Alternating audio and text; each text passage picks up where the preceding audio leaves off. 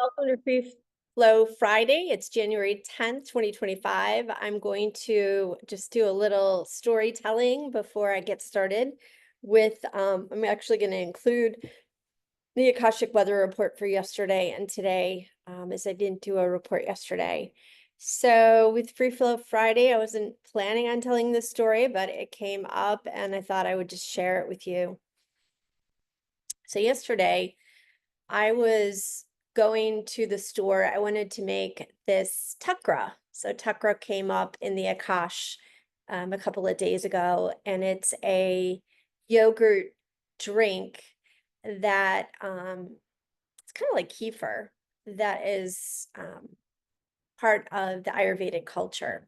And it came up that I might need to drink this drink.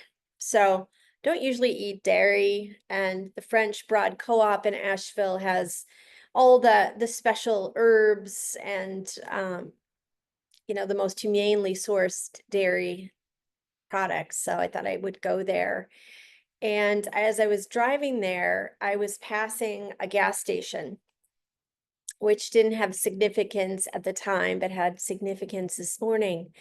And as I was passing this gas station, I was thinking about privilege and how really privileged I am from, many perspectives, but definitely from a financial perspective, to be able to go to this expensive co-op and to get ingredients for tukra. And I knew it would be crowded. There's a storm that's supposed to come in, an ice storm, ice snowstorm today and tomorrow. So I knew I'd be dealing with crowds, and just remembering a time in my life where I felt less resourced and more vulnerable to life. So flash forward to today, this morning, I got a little bit nervous that I needed to get gas, because after the hurricane, we all know, get gas or any kind of issue, you want to have gas in your car. And then I got to thinking about a few years ago where I had a couple of dreams where I would have to leave my home quickly, and I would have to have money and all my stuff in the car, because I would just have to go. I wouldn't have time to get, anything. So this morning I was like, okay, what do I put in my coffee? Like, should I put that cream that I bought to make the tukra in my coffee instead of soy milk? And I just poured a little bit of the coffee and put the cream in, and I was like, I just don't like the taste. I like my soy milk. So I said, well, myself, I don't really even have time to drink my coffee. I need to rush. I gotta get my car prepared. I might have to leave my house quickly. I started getting on like this fight or flight trauma mode response. So I need to get gas before the storm comes, and I should really have money in my car. Maybe I'll put my passport in there, and I have a couple of pieces of silver. Maybe I'll put that in the car. So got it, blankets in the car, the dog food. I put some water in the car, and got all the things. And so I go to Ingles, the grocery store. I have an Ingles card, get gas points and such. And I park at the tank, and I'm at this tank, and I pull out this Shell gas station $25 card that a friend gave me for my birthday back in October. And I was like, wow, I haven't used this. I should use it. And at first I didn't know how to use it, but I thought, well, today I should use it. And I thought, well, this is crazy. I need to get gas. I'm here at this pump. I can use that card some other time. And then there was just this tickle from, like, I don't know where, but it was like, you kind of should use that Shell card today. So I thought, all right, I'll just use the Shell card.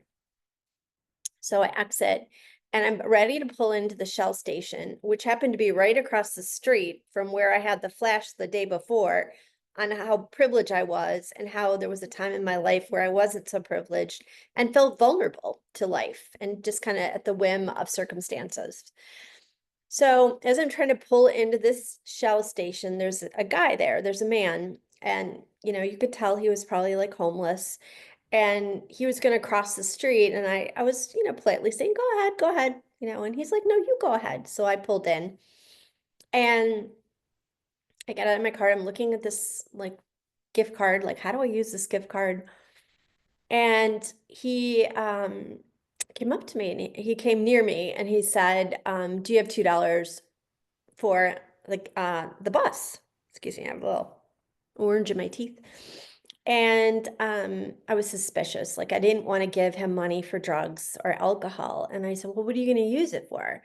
Do you need something to eat? And he goes, maybe coffee. And I said, "Oh, okay, I'll go buy you some coffee. Let me just get my gas first." And he goes, "Oh, all right."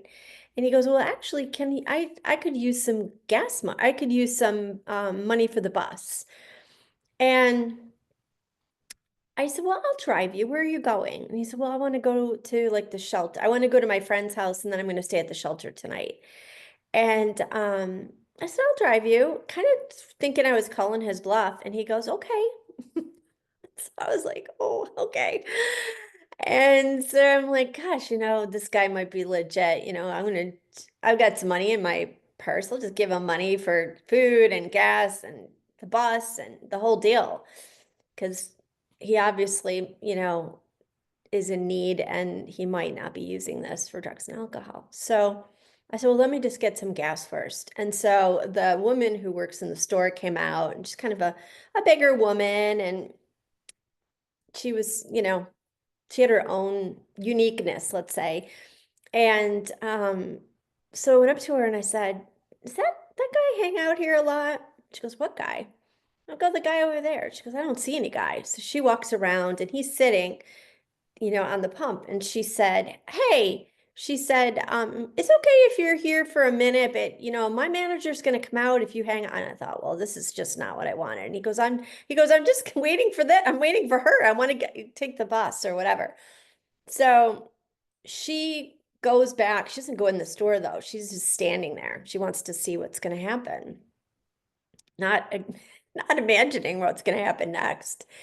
And so I get the gas and I go up to him and I look in his eyes and I'm like, are you going to be safe for me to drive to you?" He wanted to go here, there, wherever in Asheville. And I just kind of looked him in the eyes and he looked back and he goes, "Yeah, why not? What do you think, lady?" He's like, "Here's my bus pass." And he had a lot of like, big baggy clothes on, a big baggy coat. And so we stared at each other in the eye, and I just thought to myself, well, isn't this funny? Here I have my passport, my money in my glove box, and I'm gonna have a homeless man get in my car. Not to mention, it's not really the safest thing to do. And it's not that I thought that I was 100% safe, but I did think I was safe even though I wasn't sure I was safe, if that makes any sense. I was safe going from the heart in that moment. And so he comes over and my wallet's on the seat, which I for whatever reason I thought nothing of. And I just stuck it in, the glove box or in the console in the middle. And he goes, "Ma'am, did you drop this?" And it was like a blunt from a weed blunt. And I was like, he goes, "Is this yours?" I go, "What is it?" He goes, "Weed." And I said, "No." And I said, "Throw it out." And so he, whatever he did, I think he threw it out. So he gets in the car and I'm driving and I forget I'm kind of having a conversation with this guy and I'm actually feeling really happy. Like, that do-gooder happiness that you get when you feel like you've done something good. And so, oh, what was I going to tell you? Well, I'm losing my train of thought here with this story. Oh, the coffee. So I was like, oh, I forgot to get his coffee. So I said, "Oh, I have coffee here. I brought my coffee with me." And I hand it to him and he takes a sip and he puts it down. We're conversing. And I thought, well, he can drink the rest of the coffee. And, I said, I'm not sick. I think the coffee's okay for, I guess it was okay for him to drink my coffee. I don't know if anyway. So he's not drinking the coffee. So I hand him the coffee cup and he takes a sip and he goes, "What's in here?" And I go, "Soy creamer." And I started laughing and he started laughing. And you knew he thought it was half and half. And I was like, oh, that was probably why I should have, brought the half and half coffee today. Anyway, getting here where I'm going to drop him off, and I used to live not very far from there. And we used to call it the projects. And I like, oh, you want me to drop you off in the projects? And he goes, the projects? He was really like offended. And I'm like, oh, sorry. And I go, and he goes, oh, I guess, that makes sense. And then, I drop him off and I get home and I remembered like thinking as I drove by that gas station yesterday, thinking about privilege. And when you're at the will of life, sometimes you really need to rely on people. And so, anyway, I don't know if I manifested him or he manifested me, but it was kind of a sweet interaction. And one of my friends called and I was driving home and I told her the story and I go, I know I must sound crazy, but I just fouled my heart. And she said, it's funny you say that because there was, she lives in the Midwest and she said it was 9 degrees out and there's a lake I walk around and it was partly frozen. And she said, I saw a dead goose. And she said, and then I saw this goose in the water and it was just it looked funny and its head was hanging funny. And she said, so I walked out in the water and I picked up this goose and I brought him to shore and he was half frozen and I got the icicles off him. And she said, I sang to him and she said, I made a bed for him. And um, the next day she went and there was like this colony of geese. And she said, I wasn't sure which one it was. And then she said, little by little, she's over the last couple of weeks seen all these dead geese, like 13 geese are dead. And it's ended up being bird flu, apparently. But anyway, she was telling a friend, and the woman said to her, boy, you sound like you're crazy. And she said, no, I'm just fouling my heart. So it's just kind of interesting. Sometimes when we foul our heart, we kind of seem kind of crazy. And back to the story about the gentleman who I gave the ride to, the woman who worked in the store was like, when he got in the car with me, I think she was like, crazy woman, what are you doing? But anyway, here's the Akashic weather report. Okay, so yesterday I didn't do the Akashic weather report just because it was too viscerally disturbing for me, and it was nothing so much in terms of well, I'll get to it and you'll know what I'm talking about. So I saw like a sun with these lines of rays flowing out from the sun. And then I saw a white piece of cloth and it was blowing in the wind. And it was not white, excuse me, it was a red piece of cloth blowing in the wind. And it reminded me of like a peace flag. And then I felt like a bead in my throat. And I thought that it was curious. I was being taken to this basement and I got a book and it was the Book of Death and Sorcerer No More. They wanted to bring the book. Oh, I wanted then to bury this book and I wasn't able to. I knew I had to hold on to it. And then Jin song Om came up and all I could figure out was Jin. Apparently Jin sings songs and he's popular. I don't know why he's popular, no offense to him, but I can put some of his music in there. So it's the only thing I could think of when that Jin song Om came up. And then the Dark Ages came through, and it harkened to the darkness of humanity and the red zone that we're in. And then I saw like a screenplay, like this was a screenplay, and what was next. And I went into the hollows of time and I saw like a skeleton and a makeup artist. And then I got into a spaceship and I went to Pluto. Plutonic forces will be needed to change. And then I saw these like ETs that were caricatures of human with these cheesy smiles. And then I was dropped down to a village in Ethiopia. And I felt safe there. I saw the hustling and bustling of people and working in nature. I was trying to hide, but it didn't really matter because no one could see them. And then I had this ivory husk that I was holding on to, this piece of ivory from an elephant. And I knew it was like a magical talisman. And in holding it, it gave me this positive charge. It was like I was given this pleasurable, magical charge with this talisman from the elephant. And he said his name was George and that I could get on him and that there was love from him to me and me to him. And I just felt this communion with this elephant that I was getting on. And then I saw this beautiful, like, cloak over him.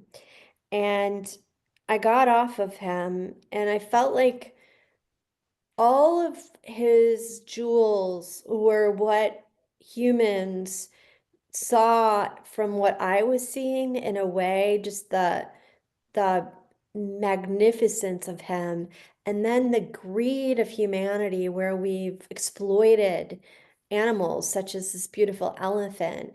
And I wanted to be next to him, and he just kind of got down on the ground. It was and looked in my eyes. We both looked into each other's eyes, and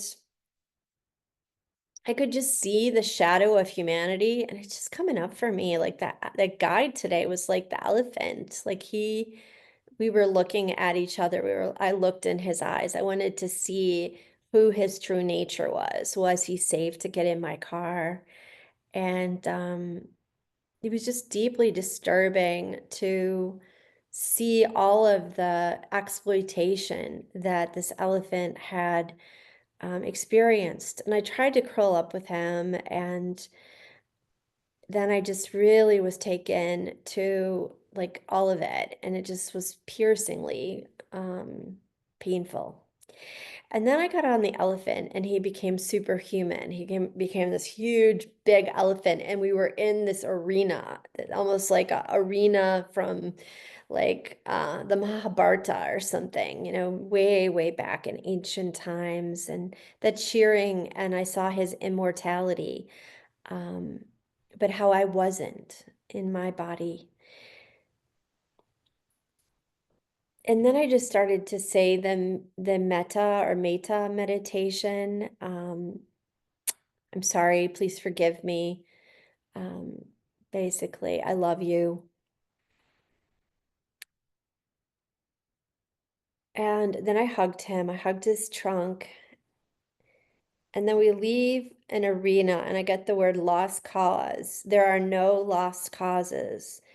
And then I'm in Afghanistan and I'm seeing the destruction of the war in Afghanistan and the maimed children.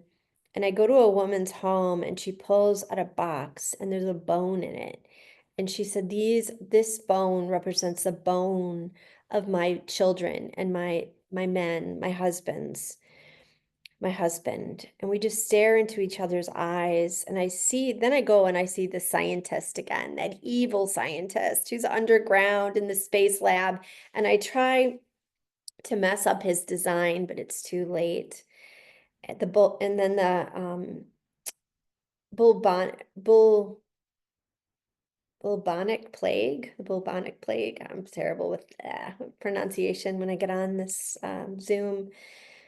And so the bubonic plague comes through, and I go and I look it up, and it was in the Middle Ages, and I feel like in some ways we represent the Middle Ages right now, the dark ages.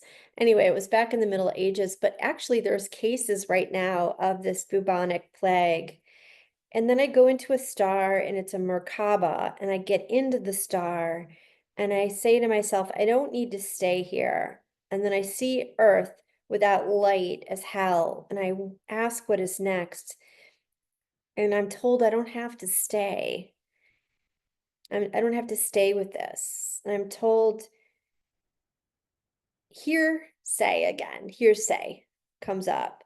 And then know your alphabet. It will be important to know your alphabet, A to Z. Times past, I ask and they say yes. This is necessary for what's next. The recognition of what was as it falls away.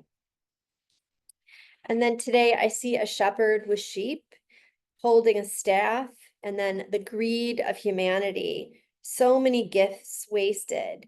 And it's like God is speaking.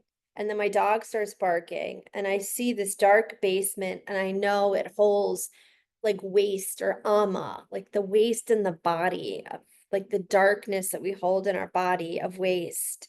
And then the word judgment day comes up, end of cycle. What have we accomplished?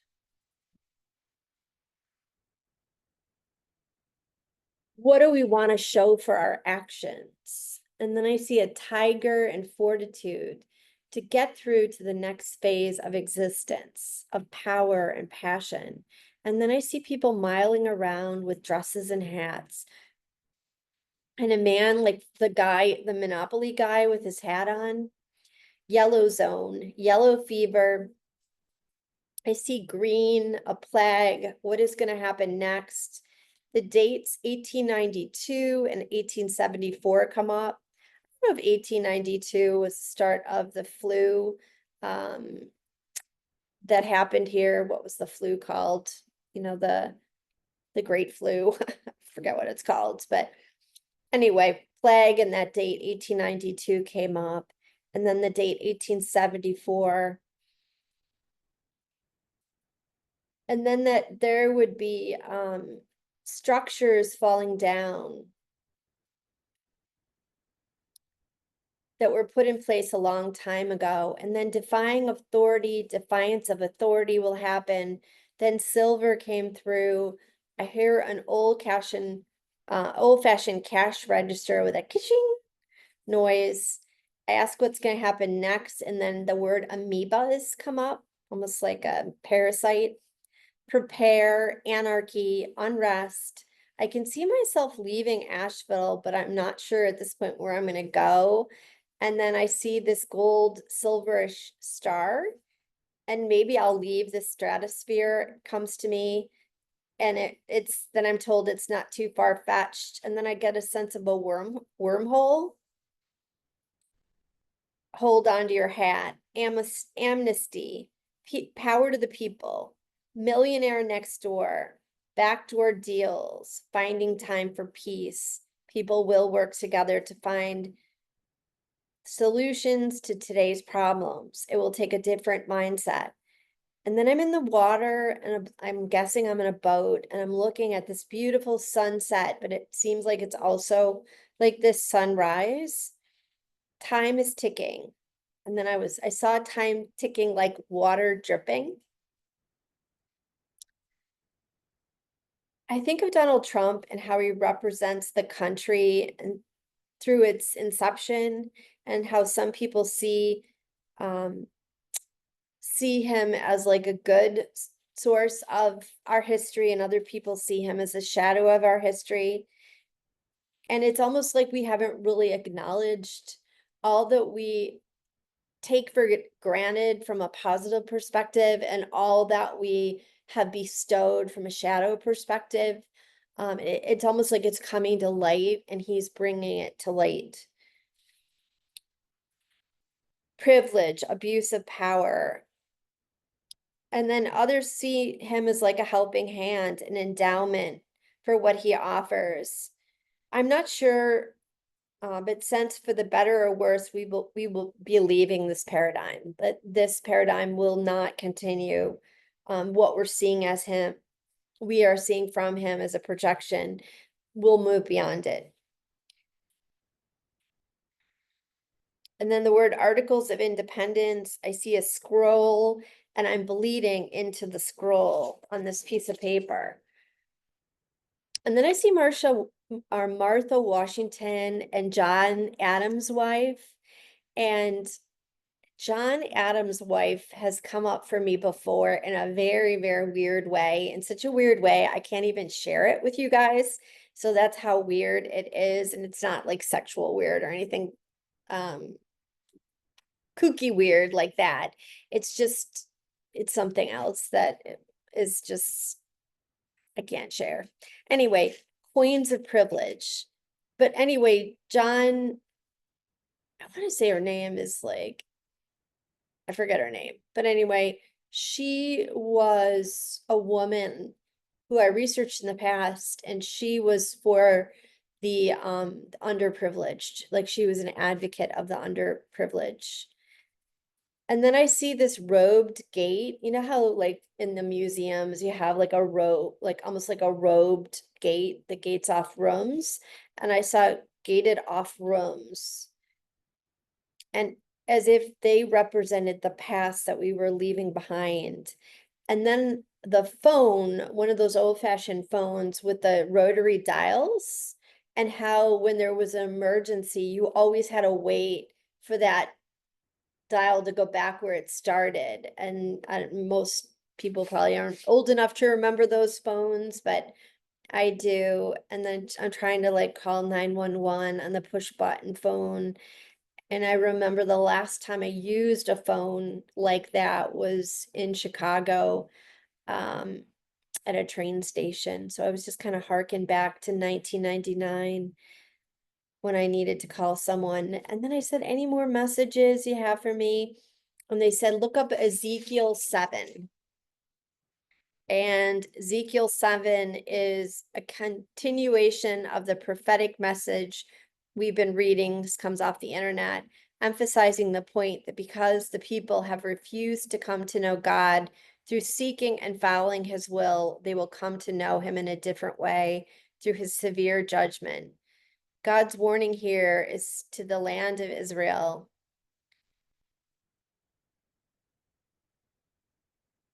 So it goes on from there. So kind of goes along with the message. Thanks for listening. Thanks for following this through if you're here to the end. And hopefully I'll catch you tomorrow.